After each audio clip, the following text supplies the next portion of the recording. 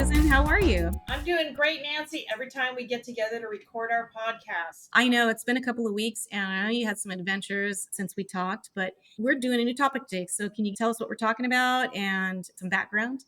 Yeah, I'm excited about this topic. It's a new series that we're doing called Coping and Living with Health Challenges. We've been taking episodes and really just exploring the issues and the personal advice, strategies of how people are living and coping with things that they've had to experience in their life that is affecting their health. So today I'm excited because it's actually one of the most pervasive health issues that I know of in the workplace. And it starts with stress. I have some US numbers right now. 83% of US workers suffer from debilitating work related stress. That's not regular stress, that's debilitating where they can't function. That represents about 5% of the entire population. Women tend to experience it more than men, but also, it's good to note that when we're talking about debilitating stress and PTSD, which is the severe form of that, women are more likely to experience it than men. But out of all of the men and women, you would think that they would most likely be war soldiers for war, and that's not the case. Now, workplace trauma that is classified specifically as PTSD, which is post traumatic stress disorder, that is a person that has been under such sustained, heavy, traumatic, jolting stress that has actually changed your brain waves and you function differently. It's actually changed who you are. And the people that have PTSD are about 13 million. Now, their disrupted brain pattern through injury or clismic event that is serves as a catalyst for their experiences is something that can jolt them into a survival mode where they feel things and react in a way that is not necessarily reality to the situation and environment that they're currently in because they flash back to the trauma incident. Now, there is such a thing as collective trauma. A lot of people, they might laugh that off and think, oh, that's a lot of poop. We all just went through COVID a few years ago, right? From a pandemic standpoint, that caused a lot of trauma. It's called a collective trauma. You can also experience collective trauma from economic downturns that are stark. Think of the 20s. People lost everything and jumped out of windows, right? It created an ethos of desperation and trauma responses. Wars. We're in America. We haven't had a whole lot of wars on our land, but other nations, it's always a threat. And that sometimes the threat alone, if you've been through war, can sustain that trauma experience. And also pervasive injustice can create a collective trauma experience as well, where even if you haven't experienced a specific personalized trauma, you're in a community where that trauma exists and you're not necessarily reacting. You're going to react in a way that's very trauma inducing, whether it's reality or not. These undiagnosed brain patterns that have changed can affect people in ways that they're not aware of because our brains and people are so resilient that they find ways to overcome and function using what they have. They develop other skills, other strengths, other patterns, relational patterns, mental thinking that helps them to skirt around getting a diagnosis and actually dealing with the trauma itself. Veterans are more likely to have PTSD than a civilian, but not everyone who goes through a trauma situation actually experiences PTSD. So it's not necessarily causal. But the good news is that all the neuroscience for the last 10 years, they found whole sets of brain cells that actually can renew and reprogram. And so a lot of therapists and coaches experienced in this field are making leaps and bounds in treatments that help people develop ways to cope, to manage, to reprogram their brains so that they can function and deal with that trauma and move forward in a successful life skill focused way. And so today, I'm always excited when we have guests, but our guest today is super special to me. I've known her for a while, and she specializes in helping people through trauma because she's been through trauma. She's a friend of ours from New Zealand, and she's working with a lot of different people in her community and also around the world. We're going to get some more information and hear her story now. And Nancy, who do we have? Yeah, thanks, Susan. Today, we're happy to be chatting with Reverend Linda Taleo Hope, and she's going to share her unique perspective on trauma and how it affects us in our everyday life, in business, and relationships. Please welcome Linda. Hi, Linda. Hi, thank you so much, both of you, for having me. It's Oh, a pleasure. I forgot to let everyone know that you're joining us from New Zealand. I live in Auckland, one of the biggest cities in Aotearoa, New Zealand, with a million people. For us, that's big. For your listeners, parts of the world, no doubt that will be very small. I feel very grateful to live in a place where we respect our Indigenous people. So, one of the other names that we would call New Zealand would be Aotearoa New Zealand, and what that Aotearoa component means, it's the land of the long white cloud.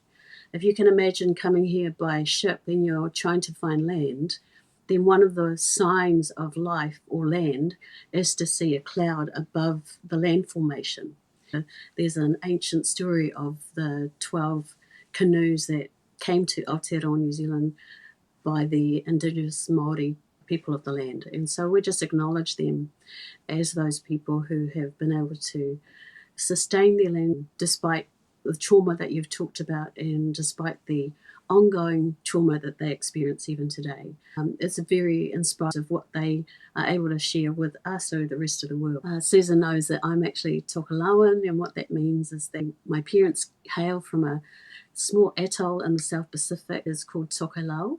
4 atolls, Hakaaho, Nukunonu, Tahu, and the last one is Olohenga. And why I mention Olohenga is because that's under the United States in a jurisdiction, whereas the other 3 are under our Aotearoa New Zealand jurisdiction.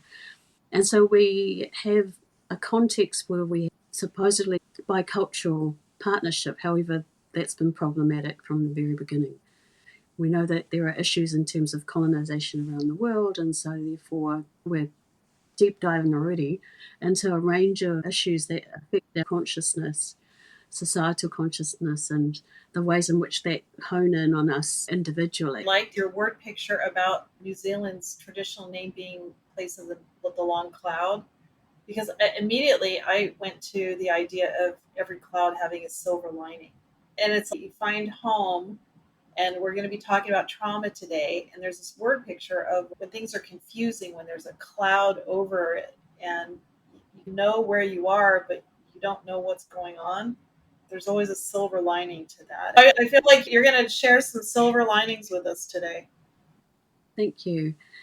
I think in terms of the topic, which is coping and living with health challenges, I want to start from my story. And in terms of my background, I want to talk about my experience of trauma first, because then hopefully by talking about that, then I give you a little bit of other background. And so I want to say that I experienced spiritual trauma, and because of that, it took me another 16 years to heal. And in that journey of self-healing, I was still trying to live and cope. And so you end up living in 2 worlds.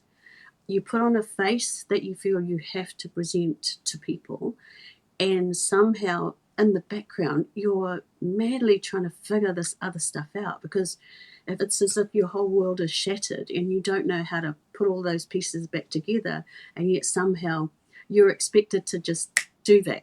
I'm now a 30-year Presbyterian minister, so coming at it as a school chaplain, as a assistant minister in a parish, as a military chaplain in the Air Force, coming out as a university multi-faith chaplain, coming into the community space, supporting people in terms of research around sexual violence prevention, holding workshops on suicide prevention, holding community consultations on domestic violence. In the meantime, I'm doing all these things that seem so wonderful out there, and yet inside I'm still trying to figure out my why, because I think each of us has a why, and the why is a through space. What is my role? What is my purpose? All of these what's are the containers that we have of the different roles, either in our profession, in our home life, in our community, whatever those what's are.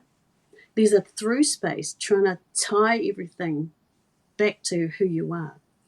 I want to just say that in the last space, I guess that was really helpful for me was working for an organisation that supports men who have been sexually abused, supporting, providing resources, and trying to come up with resources that would support my Pacific people or that particular context, because there's a recognition that some of the answers are already out there.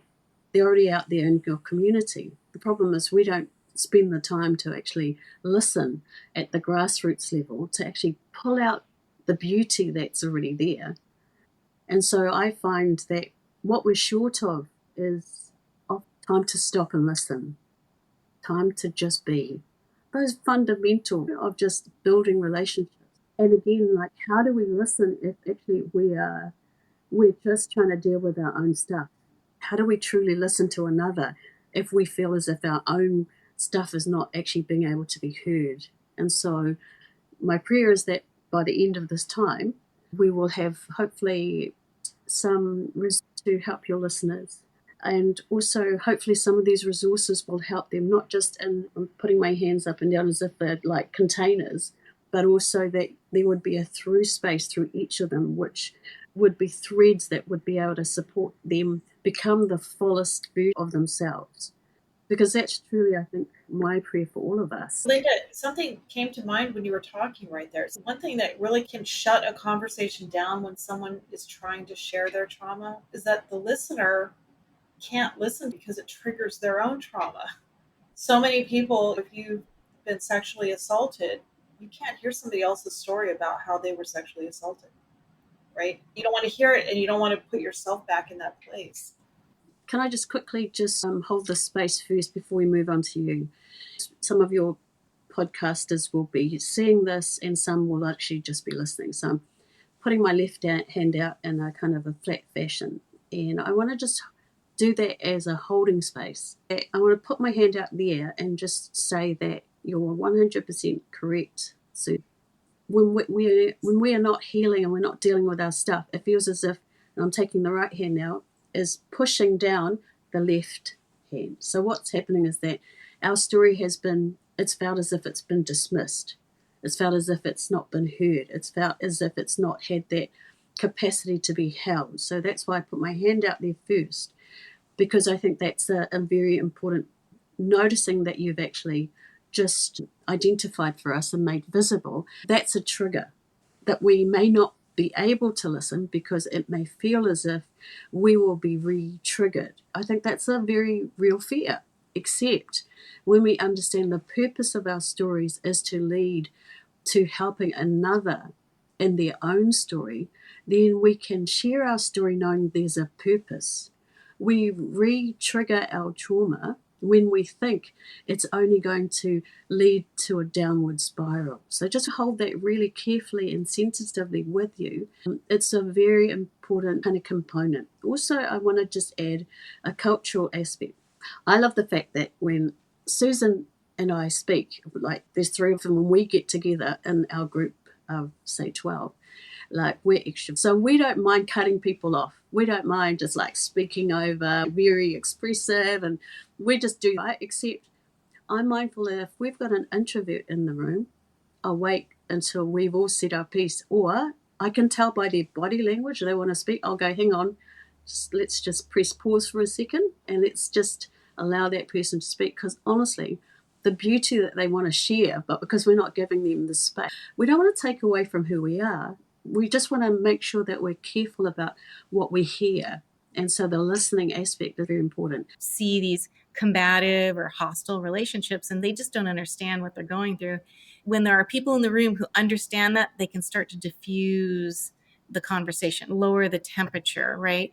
And then that gives that person an opportunity to step back and collect themselves. What's really nice I've seen too is that people in our communities are becoming awakened to this. They're watching and helping. I know this is work you're doing, but just to finish my idea is that giving them that space and also the grace to say, oh, you know what? Hey, it's okay. It's a safe space. I really appreciate that happening. Tell us more about what you're doing and what kind of, because we know you've had some significant impact on your community. So please share that with us. What you mentioned about being in a community space or a space where people are quite combative, and because I think that's quite important for us to notice.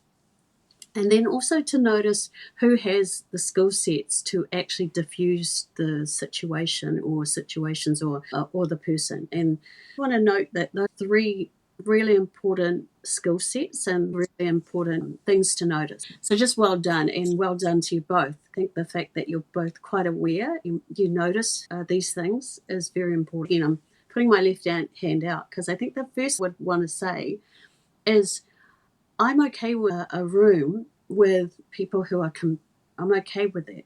However, when I notice it, the first thing I'm going to do is just say, depending on what they have to say and how they're saying it and who they're directing their comments or fear to, because the main thing, if a person has been triggered to fear, and in your case, I'm going to use a scale now, 0 to 10, any just below a 5, is what I would call a negative fear based space, and anything above the 5 to the 10 is an ideal trust based opportunity or growing space. So anything below a 5 is what I would call a healing space. So we want the triggers. In fact, from where I come from, I invite them. And so the main thing then is that we notice the main thing we want to separate is I as an individual, myself, and the other as an individual and who they are. And then we're talking about the room with two of us, then it's that space that we have between us or around us. It's the environment. Often people will look at the individual, I, and they might look at you, Nancy, and even Susan, as individuals. However, they may not consider the vibe, the energy, the environment enough.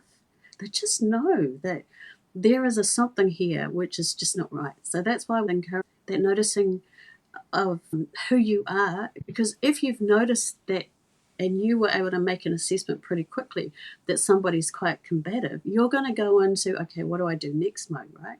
If I'm the person who's combative, that means I'm below 5 space, I'm in fear. Our main responses are fight, flight, freeze, or fall. Generally, people would say the first 3, but I'm really grateful for the person who was able to add the 4th one. When you're feeling combative, you just want to fight somebody.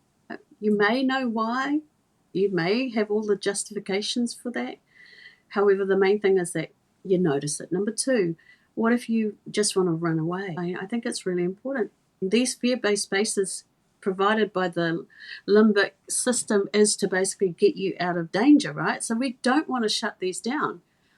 We want you to know that actually this is developed for a good reason. So question number 1 is, are you in danger?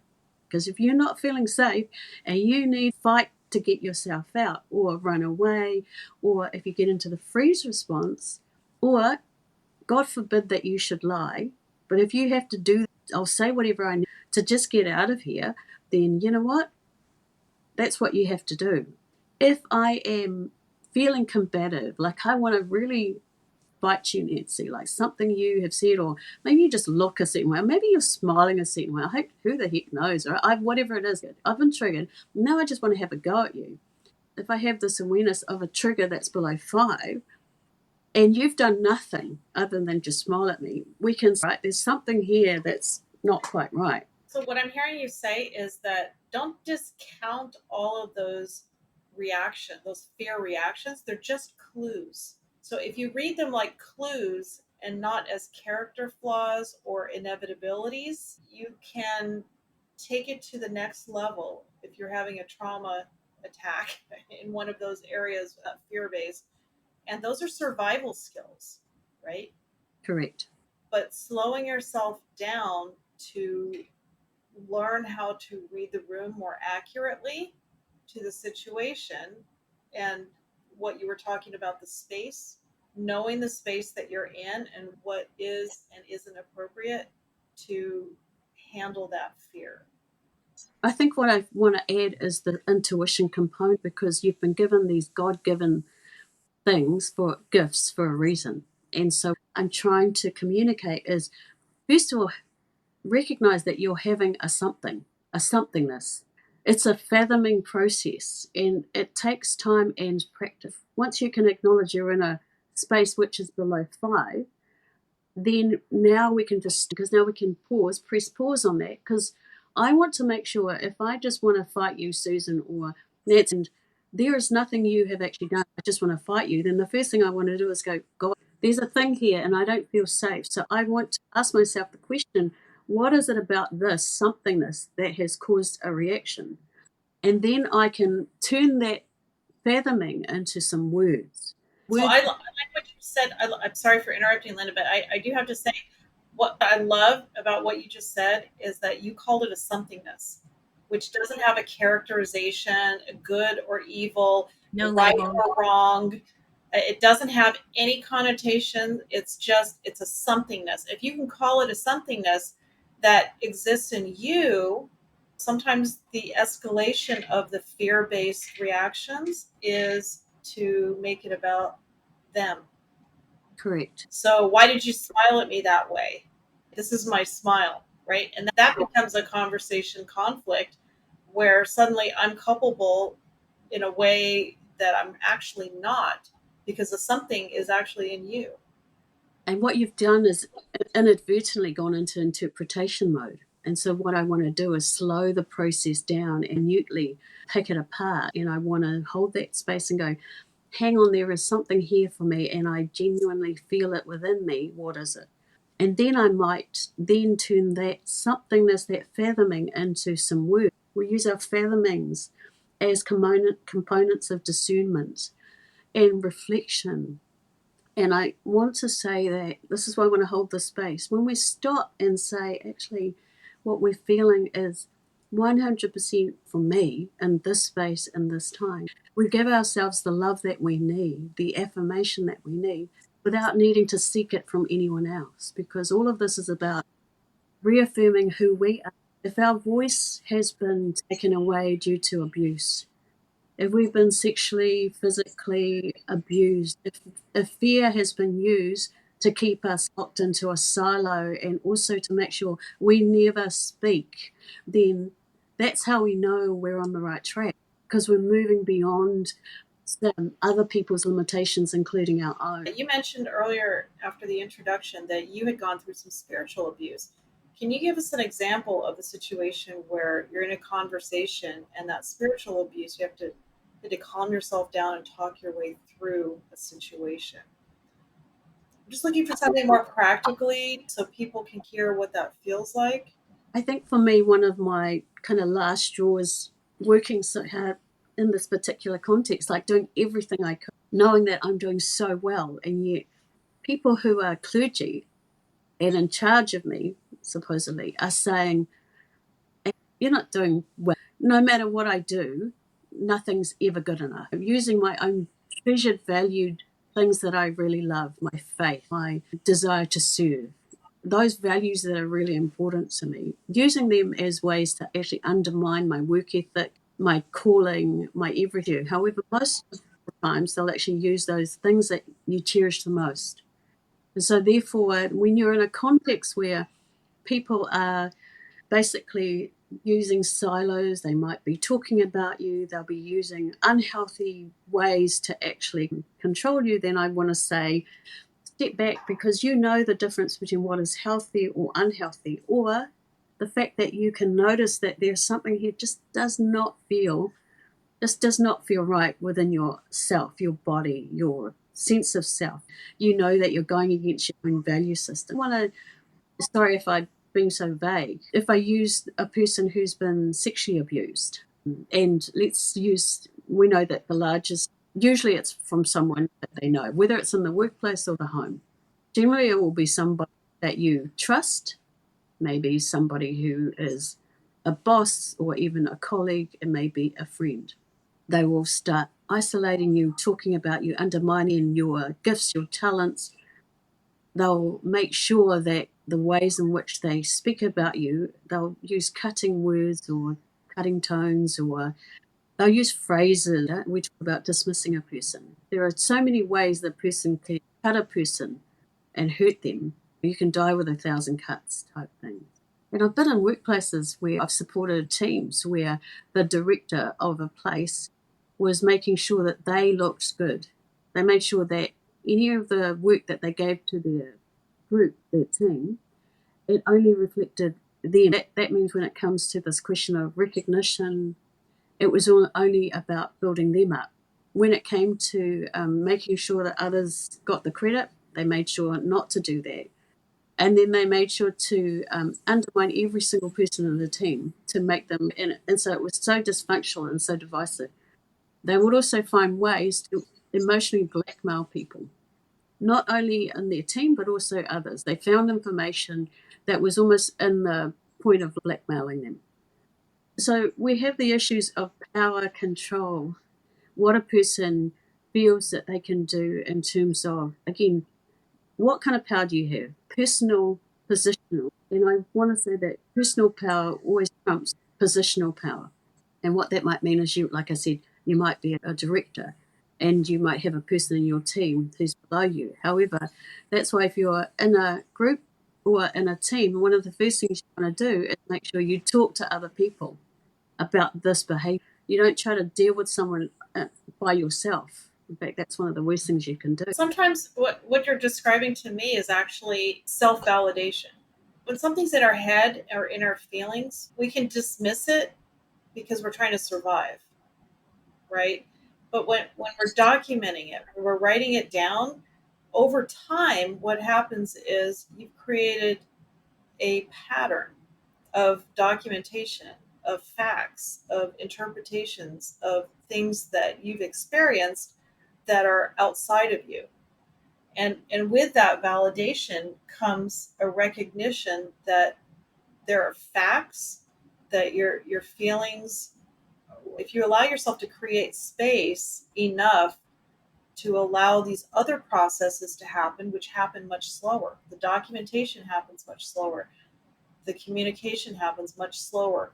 If you can just hold on to not react in the most natural way, which is valid or may feel valid, but just allow some of these other processes to catch up so that you can operate and communicate in a position of power. When I'm working with people, what I'm just trying to do is get them back to baseline 5. And this scale from 0 to 10, just trying to get them from that below 5 space up to a 5. However, we keep asking people what their 10 space looks like, feels like, because most people are so used to being below 5, they've only been operating up. They've never been invited to imagine what a 10 space could look like. And then once they reach that, to push beyond them to another 10. And so when I'm working with individuals, communities, couples, families, what I love the most is, again, inviting people to learn more about themselves. They're pushing towards their 10 space. They're not just operating in a space of fear. And really, that's okay for survival. However, to thrive and to be your best version of yourself, we always need to unfold the 10 within us. What does a 10 space look like for somebody who's been through like sustained trauma over time? Like if you are a person who's experienced trauma, let's talk about clinical trauma. And I love Dr. Peter Levine's definition of trauma is a wound, a deep wound without a compassionate witness. Imagine when we bring compassion and love to a space where a person then can just unfold. Just think about again, I like to use the image or the metaphor of a tree. You have a lower limb which has healed, and then you come up against another trigger, which is another limb further up. It feels like the lower limb that's been healed, but it's not. It's a different nuance of that. And so then what we're trying to do is say, okay, then it feels the same because we've only got a limited range of emotions that we feel. However, if we were to hold space and say, what is that somethingness, then we can listen. When we heal that limb or that other branch, what happens is that your energy now can go to the main trunk. It can help you grow up. and go deep into your roots. And so that's what we're actually trying to do, is actually get people to unfold for themselves. When I think about someone I'm dealing with who got alcohol problems, they may be high functioning, getting millions of dollars in their workplace, but they're an alcoholic. Their family is a mess. They're a mess because they've got these unresolved family traumas based on their past. Now, most people, they focus on the symptom. They focus on the alcoholism, the drug abuse, the crime. I focus on that, and I also the backstory, the other stuff that needs to come. So we're both. However, that can't come out unless a person's actually able to, again, trust themselves. What I love is, again, it's their outcome they want. So if I'm working with someone who wants to reduce their alcohol, and I think about some of the people I've worked with, someone who had been going to rehab, had done lots of stuff, had done years been trying to break his habit. And within 10 weeks, we're breaking massive records for them. They're starting to pick their lives up in a way which they've never been able to do before. If I think about someone who's experienced sexual abuse, just being able to just hear and trust themselves that they can be a better father, a better family member, if they can actually, or if they've been in prison and because remember, a high population of a high number of those, at least 8 out of 10 who are in prisons will have experienced some form of sexual or other kinds of abuse. These things are not by chance. These are leakages of trauma. And most of us, if we've been able to function in some way in society, I like this other word, catalytic. That means that you've had a catalyst experience, as I have, and you're still trying to figure yourself out. However, for me, it felt like it's like a bird flying. My actual wing was broken. Once I felt that was healed, now I notice I've had a broken foot. I've been limping all this time. I'm noticing there are other things that I wasn't able to notice before. And that's the beauty of when you're actually working with people, that even in communities, once you begin to notice, what does a healthy space look like, feel like? What is that like for you individually inside yourself? Then you can notice what it could be for you in your relationship, whatever that relationship might be, your intimate relationship. And then also in your family, and then in your workplace, what would it be like? Because all of these are relationships. They're all built on relationships. Even if you're in the IT sphere, everything is still somehow you have to have something to do with people along the way. So I want to ask a question. You described clinical trauma, and I didn't quite hear the whole description. I think what I heard was it's a deep wound without a compassionate witness. Was that I right? love it. Yes, A deep wound without a compassionate witness leaves the victim without someone to say, to validate what happened. Is that correct? And correct. then moving on from that trauma, that's where you are helping them with. Are you like that compassionate witness now because you've heard their story and you're helping them come along and helping them work through it, figuring out the why? Because that's what keeps coming up in my brain. I always ask, why is this person exhibiting this behavior? Why are they doing this thing? I want to get to the deeper level because I want to understand them. Is that part of being that compassionate witness that they didn't have originally and now you're helping them along? 100%. If you think in military terms, often what we do when you've had a post-traumatic event is we get people, maybe you don't do this in the States, however, I found this works for me and the context that I've been in. What we want to do is get people in a room. We want to get people in, as many people in a room at the same time as quickly as possible afterwards. Psychologists might disagree on the time, but 24 hours, you want to start some debriefing, perhaps not within the first, very soon within whatever that period is, because sometimes it just may not be practical, but as soon as it is within, if you have a funeral, you want to do it at the wake, but you want to have that within a really short amount of whatever it is that you want to do. You want to have some form of debriefing as quickly as possible, because what you want to do is build in resiliency. Now, even if people don't talk, that's not the point. The main thing is that you've made it possible for people to gather in a space where there's a ripple event of a somethingness that's happened. Some people might say, don't introduce alcohol. And I would say, know your context, because Definitely, that's not something you want to be introducing. However, depending on the content, you want to be mindful about how to get people to be with each other. So, therefore, if you think that alcohol is problematic, do some sort of an event where you are doing things together, a games thing or walking, or get something where people are just gathered and talking and socializing. And even if they're not talking, at least you get a chance to kind of begin to notice what people may need straight away. Because again, if you're talking about individually, you want to help people as quickly again, get back into that mindset that they've got the tools, they've got the resiliency. How can they talk and reframe this in a way which empowers them? How can we go from a place of, if you've been sexually abused, from silence to entrapment, to silence to empowerment? Instead of using that silence to isolate you, we use that silence so you can reflect in a positive way, in a positive manner, to see who you've become. This no longer is a story of pain, it's a story of purpose. It's no longer just a story of suffering, it's the story of strength and resiliency. It's not the story itself that's important, it's the you that comes through this. And there's two ways I think often we should think about these stories of pain and suffering, is around one where you will be protected from a thing, from a somethingness, and sometimes where you actually have to go through it.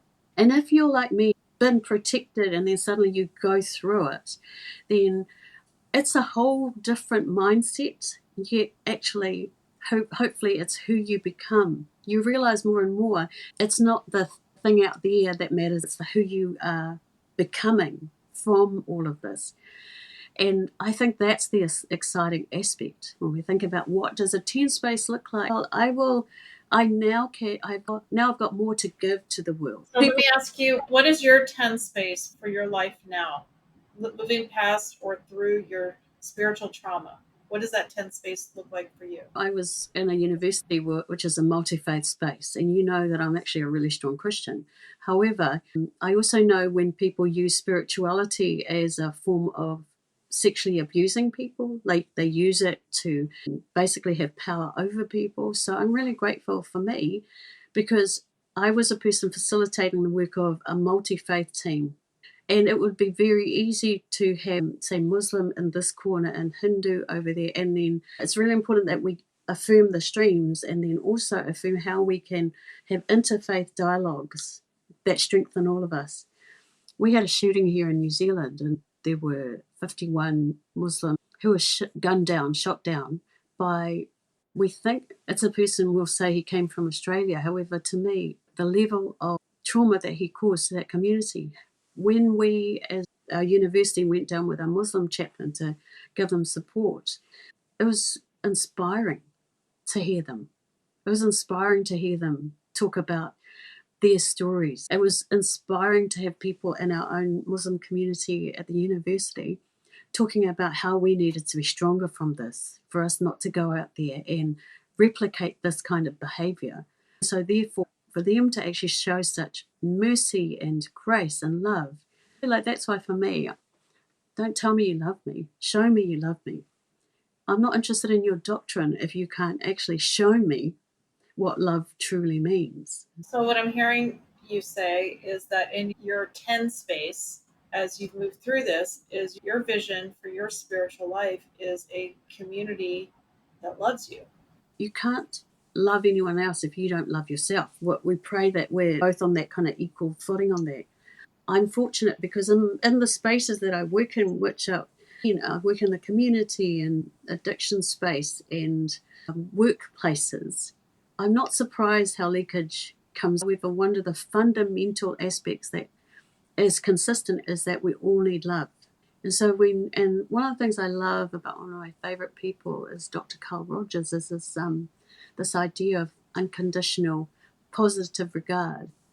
Now, fair enough, right? There are people out there who will lie, they will cheat, they will do all of those things. 100%, you need to be wise about dealing with those kinds of people, because obviously in terms of their journey, they are below 5 and they feel they have to be there. However, to be consistent in who I am, my greatest challenge is how I can keep loving and how I can keep moving beyond my own self to ensure that I'm consistently in a 10 space.